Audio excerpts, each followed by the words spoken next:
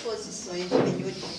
O nosso tema hoje, como a USE vem fazendo este ano, que comemora os 150 anos do Evangelho segundo o Espiritismo. Então é sempre um tema evangélico. E hoje é o Sermão da Montanha. O meu objetivo é simples, é a gente refletir sobre o Sermão da Montanha. Espero alcançá-lo, né? O Sermão da Montanha é a síntese dos ensinamentos de Jesus e o maior documento da espiritualidade que o mundo conhece. As bem-aventuranças tangem todos os processos de vida interior e é um caminho ascensional para que o espírito imortal movimenta para imprimir, ou seja, ingressar no reino de Deus. Jesus nos oferece as regras do bem proceder, que norteiam a nossa vida e nos orientam para que possamos escalar essa montanha em nós mesmos, trabalhando na criatura que estamos agora, né? Como criatura humana, realizando no espírito que somos e sentindo na consciência que estamos procurando despertar. Então, sermão significa discurso moralizador, religioso, evangélico, prédica com predisposição positiva para bem viver. Mas, popularmente, ganha um atributo de censura, não é? Quando alguém vem passar um sermão, a gente fala, ih, lá vem o sermão. Então, a gente não entende o sermão como uma prédica, como um discurso realmente que vem trazer alguma coisa elevada, né? E no dicionário diz que é uma advertência severa. Então, quando fala em sermão, a gente já fica, né, esperto. Mas, né, o Sermão da Montanha é, inegavelmente, um dos mais grandiosos ensinamentos do Mestre Jesus, podendo mesmo dizer que é a alma do Evangelho. Um notável pensador chegou a dizer que, ainda que fosse possível se destituir tudo aquilo que Jesus ensinou e deixasse o Sermão da Montanha, a humanidade continuaria a ter um repositório dos ensinamentos mais edificantes. Quer dizer, então, o Sermão da Montanha realmente ele sintetiza todo o ensinamento de Jesus, né? Então, as promessas vivas contidas no Sermão da Montanha representam a mais formal confirmação feita por Jesus sobre a vida futura, na qual podem efetivar-se as compensações prometidas aos sofredores da terra. Sem crer na vida futura, as máximas enunciadas pelo Mestre não teriam a sua razão de ser. Desse modo, o Sermão da Montanha desfere profundo golpe no materialismo avassalador, pois, entendendo-se que a vida não se extingue com a desencarnação, ou seja, a morte do corpo, né? E que a alma imortal subsiste ao túmulo. O homem passa a encarar o porvir com maior segurança, sabendo o terreno onde vai palmilhar, onde vai pisar, e animando-se de uma fé robusta e consciente, compreendendo então que as vicissitudes da vida derivam de uma causa, e que, sendo Deus soberanamente justo e bom, justa é a causa. Então veja, quando Jesus falou o Sermão da Montanha, para quem que ele falou? Ele falou para uma multidão que era Galileu, considerado de segunda classe, quer dizer, sem importância nenhuma na sociedade. E quem fazia parte dessa multidão? Pescadores, agricultores, aquelas pessoas simples, né? E sofredora, quer dizer, esmagada mesmo pelos poderosos, cheio de desprezo, de presunção. Então, quando ele fala o Sermão da Montanha, e evidentemente que ele falava que não ia ser naquele momento, mas sim no futuro, quer dizer, deixando claro que isso aconteceria na vida futura, quer dizer, depois da morte. Então é por isso que os cristãos da época se entregam, né, à morte nos circos, nos leões, naquelas praças, né, de diversão. Por quê? Porque eles tinham a certeza dessa vida futura. Que fica uma pergunta aqui entre nós e nós temos. Então, é importante ver por que o Sermão da Montanha até hoje ressoa dentro do universo todo ao longo dos séculos, né? Então, o objetivo do mestre, ao pronunciar o Sermão da Montanha, foi abrandar os nossos receios no tocante à problemática do nosso futuro espiritual, uma vez que somos almas em contínuo processo evolutivo. Dias melhores nos aguardam no porvir, se soubermos suportar todas as atribulações com estoísmo, quer dizer, com coragem e espírito de resignação.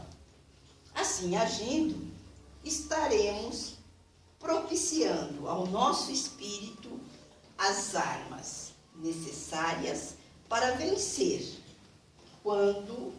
diante, né, qualquer situação angustiante que se nos depara.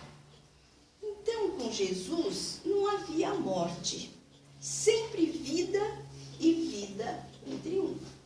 Ele deixa essa mensagem. Embora nós ainda gostamos de crucificá-lo todo ano. Mas, na verdade, Jesus é Jesus vivo, é Jesus presente. E ele deixa claro que com Jesus sempre haverá vida.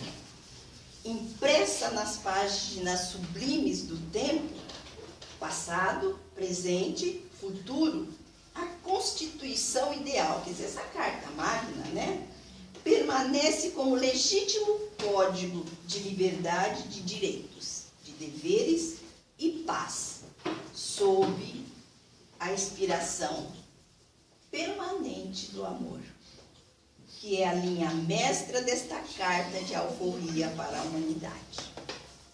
Ela bastaria para nortear cada homem, ou todos os homens, cada povo e todos os povos, a sua simplicidade na síntese perfeita do seu conteúdo, abordando os elementos essenciais para a vida, constitui o máximo para o respeito à criatura, ao que lhe compete realizar e receber. E Jesus, vendo a multidão, subiu ao monte e, abrindo sua boca, ensinou-os, dizendo: Bem-aventurados os pobres de espírito, porque deles é o reino dos céus. Por pobre de espírito, entenda-se, né, que são os humildes, não os destituídos de inteligência ou os tolos, como diz o Evangelho, né? São os que têm simplicidade de coração e humildade de espírito. Então nós temos, porque muitas vezes se confunde que ser simples é ser simplório, ingênuo, não é isso. Ser simples é aquele que não é presunçoso, é aquele que não é orgulhoso, é aquele que não é prepotente, é aquele que realmente é simples. E que muitas vezes a gente confunde tudo. Então, a simplicidade é isso, não quer dizer que ele é uma pessoa desprovida de condições intelectuais, né? É isso que nós temos que entender. E é isso que nós precisamos buscar, essa simplicidade. Por quê? Porque nós ainda nesse estágio evolutivo nosso, ainda somos ricos de quê? De orgulho, de vaidade, de prepotência. E é isso que é o trabalho que nós temos que fazer. Por quê? Porque porque ele fala que bem-aventurados são os simples, são os pobres de espírito. E é assim que a gente tem que buscar ser. Bem-aventurados os mansos e pacíficos, porque herdarão a terra. E Kardec coloca que Jesus estabelece como lei a doçura, a brandura, a afabilidade, a paciência, condenando a cólera, a violência, e que a brandura é a auréola da paz. Veja bem. E ela é irmã do equilíbrio. Então, é que eu falei, brando e pacífico, nós temos que procurar nos olharmos diante do trânsito. Como é que nós agimos? Porque diz que a gente se conhece realmente é no trânsito. Então, vamos ver quando alguém fecha a gente, quando alguém passa na frente da gente e a gente acha que não era para passar, né? Fala, não, como que passou na minha frente? Então, é aí que a gente vai se conhecer. É difícil? É. Porque quando a gente está lá, a gente nem lembra que nós temos uma bem-aventurança, que nós temos que mudar, quer dizer, a gente vai de acordo com o instinto. Então, é aí que a gente vai procurar analisar exatamente o que somos. Somos brandos, somos pacíficos. Quando alguém nos agride, mas eu estou dizendo agressão física, eu estou dizendo agressão moral, agressão com palavras. Como é que nós reagimos? Porque nós deveríamos agir, mas quase sempre nós reagimos. Então, é aí que a gente vai analisar o trabalho que a gente tem que fazer a cada dia. É difícil, mas exatamente nos está colocando o ideal, que vamos lutando, vamos trabalhando para alcançar. O que quer dizer? Ninguém muda assim, ó, mas é a gente lembrar que tem que mudar. É a gente lembrar que tem que estar trabalhando 24 horas para que a gente possa realmente transformar todas essas imperfeições de que somos dotados. Então, é um trabalho contínuo, insistente e persistente, né? Não podemos nunca desanimar. Bem-aventurados os que têm fome e sede de justiça, porque serão saciados. Então, quando fala, né, bem-aventurados, quando a gente não se sente sempre injustiçado pela vida fora, porque é assim, é assado, não vai citar aqui casos, né, mas, eu fui injustiçada. Isso acontece no serviço, acontece nas promoções lá, acontece no outro caso, na escola, por onde a gente anda. Aí a gente tem que lembrar uma coisa, que a gente gosta de enganar sempre, né? A gente sempre dá um jeitinho de enganar. Então a gente quer comprar justiça, né? Principalmente se tiver um poder aquisitivo e uma condição social que dá esse direito, né? Então a gente quer iludir a justiça, e a justiça terrena a gente até consegue. Porém, nós temos uma coisa chamada consciência, que se hoje não está desperta, amanhã estará. E é ela exatamente, né, que vai nos justiçar e vai dizer o quê? A lei de Deus está escrita onde? Na consciência. Então, todos somos dotados desta lei que está escrita na consciência. Então, aí é que vai começar o renascendo para resgatar, recomeçando para acertar, repetindo as experiências para aprender. Justiçado pela consciência, corrigido pelo amor. Então veja, por quê? Justiçado pela consciência, quando ela desperta e nos diz, olha, tudo isso que você fez agora vai ter que acertar, né? Que é a causa e efeito. Mas vai ser corrigido pelo amor. Então são as oportunidades, as reencarnações, que a gente vem, nasce, vai, volta para o mundo espiritual, renasce, e que Deus não estipula tempo e nos dá as oportunidades. Por isso a gente tem que entender que as reencarnações não são para pagar nada e nem são para punir. Elas são educativas. Elas são oportunidades de fazer tudo isso que está aqui, ó. De resgatar. O que é o resgatar? A gente não resgata alguém que está lá morrendo afogado, vamos assim dizer. Somos nós que estamos precisando vir para a vida e melhorar a situação, né? Então, vamos recomeçar, né? Vamos começar tudo de novo, para quê? Para dessa vez acertar as coisas. E vai ser repetida a experiência para a gente aprender. Preste atenção. Quantas vezes a gente passa pela mesma experiência? E a gente fala, poxa vida, mas outra vez? Outra vez, não aprendeu. E será tantas vezes quantas forem necessárias. Por isso que é bom a gente procurar ser atento e não querer repetir a experiência. Porque se não aprender ainda nessa encarnação, vai ter que repetir na próxima. Então, são essas atenções, por isso que fala, né? Bem-aventurados que têm fome e sede de justiça, porque serão saciados. Quando? Quando a gente conseguir estar tranquilos, em paz com a nossa consciência. Bem-aventurados os misericordiosos, porque eles alcançarão misericórdia. Então, o que é ser misericordioso? É sentir o coração pulsar de piedade para com os irmãos tocados pela necessidade, pelo sofrimento. É ser compassivo, amigo, tolerante. É aquele que se compadece da miséria alheia e perdoa as ofensas que lhe são feitas. Então, veja, a gente, às vezes, né? Quando alguma pessoa, hoje, está difícil a gente se enganar. Por quê? Pelas muitas encarnações que já vivemos, a gente já sabe discernir direitinho o certo e o errado. Então, nós já estamos errando. Algumas vezes nós nos enganamos. Por quê? Porque realmente não tínhamos conhecimento. Mas a grande maioria é erro mesmo. E como é que a gente olha para o outro que erra? Mas ele precisa receber isso, aquilo, porque se eu fosse o juiz, se eu fosse isso, aquilo...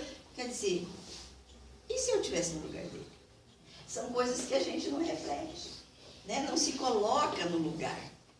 E outra, nós como espírita, como entendemos que cada espírito está num grau de evolução, nós temos que entender que o momento de um é diferente do outro, quer dizer, o momento dele é diferente do meu. E graças a Deus que eu não esteja naquele momento que eu já consigo entender que ele fez alguma coisa indevida. E não ficar julgando, achando que ele tem que ser punido. Imagine se Deus fizesse isso com a gente, né? Nós estávamos perdidos. Quer dizer, tanto é que ele não pune ninguém. Ele não pune. Deus não perdoa nem castiga. Ele nos dá a lei. A lei está escrita na nossa consciência e nós vamos ter que andar de acordo com ela. Saímos da lei, temos que responder por isso. Então, veja, e ele ainda mais, olha, compadre da miséria alheia. Quer dizer, quando as pessoas estão realmente, quer dizer, a condição espiritual, o meio como vive, quer dizer, tem tantas coisas que a gente tinha que fazer tantas perguntas para a gente poder ter um princípio de julgamento, né? Mas a gente já decreta aí, ó. Como se a gente fosse o melhor espírito do mundo, né? E aí, o perdão das ofensas. Perdoar, gente, é muito difícil. Porque perdoar é uma virtude que a gente tem que conquistar. Então, como é que a gente vai perdoar, então? A gente vai perdoar primeiro pelo pensamento. Vendo o que aquela pessoa tem de melhor. Por que será, né? Será que eu não fui a causa da reação ou da atitude daquela pessoa? E sempre procurar evitar a animosidade e procurar mandar sempre um pensamento melhor. É um trabalho, é um processo. Então, não vamos perdoar, abraçar, beijar, nada disso. Sabemos que não fazemos isso. E muitas vezes, quando a gente diz para a pessoa que desculpa, a gente diz da boca para fora, por dentro não. Então, é esse trabalho de procurar enxergar a pessoa de outra maneira. E lembrar que o bem, quem recebe, é quem perdoa, não é quem é perdoado. Porque estou me sentindo magoado, carregando um peso aqui que não tem tamanho, e a hora que eu perdoo, eu me alivio, quer dizer, eu esqueço, eu saio dessa. Então, veja, por isso que os Espíritos sempre falam para a gente, procura perdoar, mas não está dizendo para a gente perdoar, está dizendo para a gente procurar trabalhar isso em nós, para que a gente chegue a esse perdão. Então, é tudo um trabalho longo e um trabalho de persistência e de lembrança. E que muitas vezes a gente se esquece, né? Havia aquela pessoa, eu não vou com a cara dela, já muda de rua. E aí você vai criando um clima, imagina que vibração, que tudo isso. Então fazer esse trabalhinho é um trabalho de formiguinha, mas você vai fazer um treino danado quando a gente chegar lá no mundo espiritual. Assim, né? E então a gente vê que ser tolerante, amigo, tudo isso é um trabalho que a gente tem que começar. Um dia a gente consegue, outro dia não consegue, mas não desanima. Até que um dia isso vai virar o quê? Uma rotina. A gente faz e nem lembra. Olha mesmo, né? Fulano falou isso, mas que bobagem, né? Vai ver que naquele dia ele não estava muito legal, né? Aquele dia ele levantou com um dos pés só e caiu, porque se levantar com um dos pés só cai, né? Então, a gente vai começando a fazer isso, a não ficar assim, se sentir incomodado com tudo. Você vai começando a ir desculpando, a ir tolerando, e um dia a gente vai fazer isso com naturalidade. Bem-aventurados os limpos, os puros de coração, porque verão a Deus. Então, ser limpo de coração é, evidentemente, não dar abrigo, não ter, né, as paixões inferiores, como o ódio, a inveja, a maledicência, o orgulho, a concupiscência, que é, então, essa luxúria, essa ambição, né? Então, as paixões inferiores, elas turvam a nossa visão espiritual. E é interessante que a gente ouve muito isso. Eu falei que, graças a Deus, pelo menos eu não falo. Mas eu também não sinto esse negócio de ódio. Ai, que ódio! Gente, isso faz um mal. Que a gente que não é com a gente, até a gente se sente mal quando a pessoa fala, ai, que ódio! Então, a gente tem que eliminar essas coisas, né? A gente tem que procurar, entendendo a situação, é lógico que ninguém é perfeito aqui. Lembre-se que estamos no mundo de provas e expiações, no início da nossa escala evolutiva. Então, ninguém está pedindo para ser perfeito, nada. A gente está falando o quê? O que eles estão propondo para a gente? É nesse trabalho, o Evangelho, Jesus. Que a gente procure ir fazendo, para que amanhã, para que o nosso amanhã seja um amanhã muito melhor. Porque essas coisas não visam a vida futura, para que a gente prepare o nosso amanhã. Para que o nosso destino amanhã, como se diz, né, seja um destino muito melhor. Quer dizer, nós temos uma vida muito melhor nas próximas encarnações. E o trabalho tem que começar, não tem jeito. Uma coisa que, olha, a inveja. Às vezes a gente nem percebe e tem. Porque, mas a casa do fulano, mas que casa, olha o carro. Ele conquistou esse posto no serviço. Mas isso é bom para ele. Se ele tem, é bom para ele, não é bom para nós. Nós estamos com aquilo que precisamos nesse momento.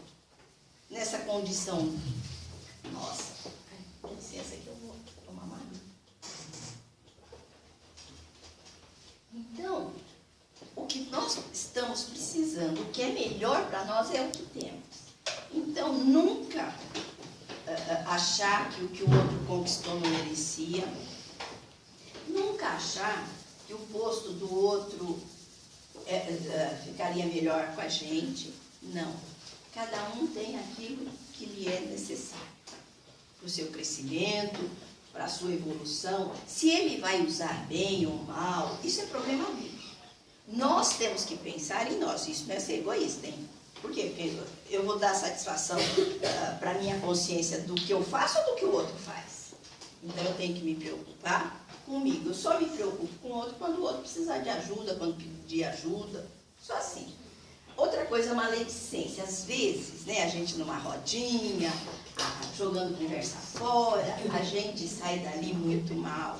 Por quê? Porque naquele afã de conversar, todo mundo falando, a gente acaba dizendo coisas que não gostaria. E aí a gente fala, meu Deus, por que eu falei?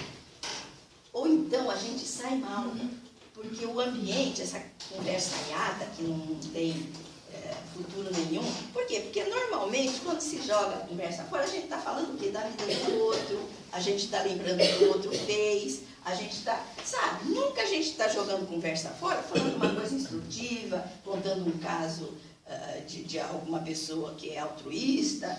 Não, a gente sempre está vendo alguma coisa que não deveria. Né? Então, isso que a gente precisa tomar cuidado com as nossas conversas. E agora, o orgulho já é uma coisa que vem aí que temos que trabalhar, né? Tem jeito. Então, e veja que são essas paixões exatamente que vão provar o que é a nossa visão espiritual. Quer dizer, a gente fica com a visão, né, embaçada. A gente fica envolvido nessas coisas e que a gente tem que limpar isso, né, para a gente enxergar bem. Então, Kardec, ele coloca que a pureza de coração é indispensável na simplicidade e na humildade. E ela exclui todo pensamento de egoísmo e de orgulho. Evidentemente. Por quê? Porque o orgulho é filho do egoísmo.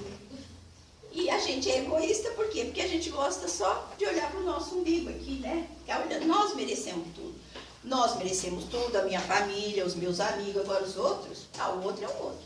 Então, são esses trabalhos simples, é simples. Lembrar que onde estivermos, né, com quem estivermos, ele sempre será o meu irmão, ou como queiram, o meu semelhante. E que, portanto, eu tenho que ter o maior cuidado. Porque é através dele que eu vou chegar a Deus. É através do semelhante. Tem jeito. Amando ao próximo. Como assim mesmo. Bem-aventurados pacificadores, porque serão chamados filhos de Deus. Quem são, então, os pacificadores? Né? São aqueles que obedecem à lei de fraternidade, sabendo que todos somos irmãos, filhos do mesmo Pai. Tratam a todos com brandura, moderação, mansuetude, afabilidade, paciência. Pacificador é aquele que não reage ao mal e promove o bem. Então eu lembro da paciência. Teve uma companheira nossa que ela disse que ninguém perde a paciência, porque não tem. A gente só perde aquilo que tem. E quem tem paciência é uma virtude. E quando a gente adquire, a gente não perde mais. Então, por isso essa história que a gente fala, perdi aqui não, porque não tem. E o que a gente tem que fazer? Trabalhar para vir a ter. E como? É o mesmo exercício de todo dia. Sem exercício, sem procurar fazer, sem no acerto e erro, a gente nunca vai chegar lá, né? Então, o pacificador, ele vai sempre, quer dizer, ele não vai reagir ao mal. Por quê? Porque ele não ele é pacífico, ele é tranquilo, ele não se irrita, ele não perde a paciência, ele entende o momento do outro. Então, ele vai promover o bem, porque ele não vai criar nenhum tipo de confusão, não vai criar nenhum tipo de atrito, ele vai pacificar, não, deixa pra lá. E às vezes a gente encontra com as pessoas, né, que tá no auge, chega um e fala, gente, deixa pra lá, vamos ver outra coisa, né, mas que não é muito fácil. Bem-aventurados os que são perseguidos por amor à justiça, porque deles é o reino de Deus. Então Jesus, ele torna dignos de recompensa divina os homens esclarecidos e de boa vontade, que lutam para que a justiça reine em todos os setores das atividades humanas. Então, o que é isso? É onde a gente estiver, a gente procurar, né, fazer que os nossos atos sejam os mais justos que nós conseguirmos. E quando que a gente vai saber que é o mais justo? Uma das perguntas que costuma se fazer, e Jesus, como faria nesse caso? Agora, precisa ver se a gente aceita a resposta. Porque a resposta vem. É evidente que vem no grau da condição da gente, não vem num grau alto, vem naquilo. Agora, às vezes, muitas vezes, a gente não quer aceitar. Então, aí a gente não quer perguntar, porque a gente não quer a resposta. Então, uma das coisas é isso. E Jesus, como agiria? Quer dizer, para que a gente possa fazer o melhor naquela situação, principalmente naquelas situações que para nós é de conflito. A gente não está sabendo como agir. E a gente também não quer fazer uma coisa que possa prejudicar alguém, né? Então, é importante isso, é a gente ter essa lembrança, é a gente procurar, é a gente insistir, é a gente estar sempre atento. Então, veja que hoje as bem-aventuranças são feitas para nós. Por quê? Porque nós já temos um grau de entendimento, uma capacidade, tanto de sentimento como intelectual, de perceber realmente como, de despertamento, como a gente deve agir, por onde a gente vai começar, né? E Jesus, então, terminando esta parte sublime de sua pregação, disse: bem-aventurados sois vós, quando vos injuriarem e perseguirem e mentindo, disserem todo mal contra vós por minha causa. Exultai e alegrai-vos, porque grande é o vosso galardão no reino dos céus. Porque assim perseguiram os profetas que foram antes de vós. Quer dizer, então, antes dos discípulos, né, que Jesus fala isso, antes daqueles que o ouviam, quer dizer, já tinham perseguido os profetas, quando também veio trazer o quê? Os ensinamentos, né? O sacrifício como coroamento da fé, em testemunho à convicção. Então, o sacrifício como coroamento da fé. Quando a gente realmente tem fé, a gente é convicto, né? A gente tem certeza do que é. Agora, essa fé é aquela fé que não tem dúvida nenhuma, porque a nossa fé muitas vezes é aquela fé que, mas será mesmo? E aí acabou tudo, né? Aí já desmoronou. São as nossas convicções, são os nossos princípios. Aquilo que a gente defende em qualquer situação. Veja bem, em qualquer situação. Por quê? Então, quando que a gente vai ser? É quando a gente vai ser honesto e a gente vai defender com convicção, porque a gente é honesto. Então, não importa que venham com desonestidade. E eu no outro centro disse, acho que as pessoas até ficaram assim, porque eu disse, a gente às vezes perde até o emprego. Por quê? Principalmente quando é um caso de corrupção, que a gente não quer partilhar. Mas eu vou perder o emprego. Às vezes, para a gente ficar com a consciência tranquila, a gente perde. Por quê? Porque se a gente tiver esta fé, a gente sabe que não vai ficar desamparado. A gente sabe que a gente logo vai se recuperar disso. E se entrar nessa, vai ser cobrado.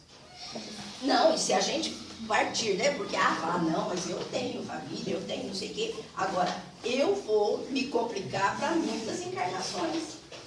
E, eu quero dizer que a corrupção é uma coisa que não está lá em cima, nos poderes, não. A corrupção começa aqui embaixo. É entre a gente. E se a gente não bater o pé, realmente não tiver essa convicção, essa fé, a gente acaba sendo levado. Por quê? Mas é só isso, é só dessa vez, na próxima. Quer dizer, e aí vira uma bola de neve. O caráter, quer dizer, a gente ter caráter. Que hoje a gente pode dizer por cidadania, né? Então, a gente ter os princípios, que a gente não arreda pé, é a convicção, é a fé. Por quê? Porque eu tenho certeza, quer dizer, eu tenho essa fé, essa certeza de que isso é o melhor para mim. Então, eu não entro nesse jogo, né? Agora, a gente precisa ter essa fé, essa convicção. Senão, a gente vai ser levada de voltão mesmo. E aí, a gente vai justificar de todo jeito. Eu fiz isso por causa dele, né? Não. E aí, nós vamos ver a missão dos discípulos. Vós sois o sal da terra, disse Jesus aos discípulos, né? Se, porém, o sal tornar-se insosso, com que se salgará? Quer dizer, se o sal perde o seu sabor, para mais nada ele presta, né? Sendo lançado fora e vai ser pisado então pelo homem. Qual é a função do sal? É conservar os alimentos e dar-lhe sabor. Quer dizer, se perde isso, então os modernos discípulos de Jesus somos nós, os espíritas, que devem fazer brilhar novamente no mundo os preceitos do Evangelho. Então veja a nossa responsabilidade. Porque embora a gente não saiba, mas a gente é observado nas nossas ações. E eu digo isso porque comigo já aconteceu mais de uma vez, né? Ah, você falou isso, ah, você fez isso, quer dizer, e a gente nem sabe. Então a gente precisa ver que a gente leva, sim, através do nosso exemplo, através da nossa fala, né, da nossa conversa, às vezes a gente leva muita coisa do que a gente aprende no Evangelho e que serve para as pessoas. Parece que não, mas fica gravado na mente, né? Então a função dos discípulos, que é o sal da terra, é conservar o alimento espiritual através do bom proceder. Então, veja a responsabilidade nossa, que somos os cristãos espíritas, né? Vós sois a luz do mundo, diz Jesus.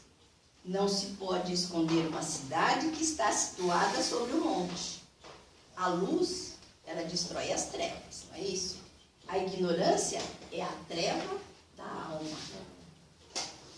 Os discípulos de Jesus destroem a ignorância. Por conseguinte, os discípulos de Jesus são a luz espiritual do mundo. Então, veja que temos muito trabalho pela frente. Temos que pegar na enxada. Alguém quer dizer alguma coisa? Quer concordar, discordar? Tá bem. Ninguém vai falar nada. Ninguém vai dar sermão. Bom, então vamos concluir, né? As bem-aventuranças ainda permanecem desafiadoras, aguardando ser meditadas, para que vividas conduza da terra o homem lutador e sofrido na direção excelsa do reino dos céus.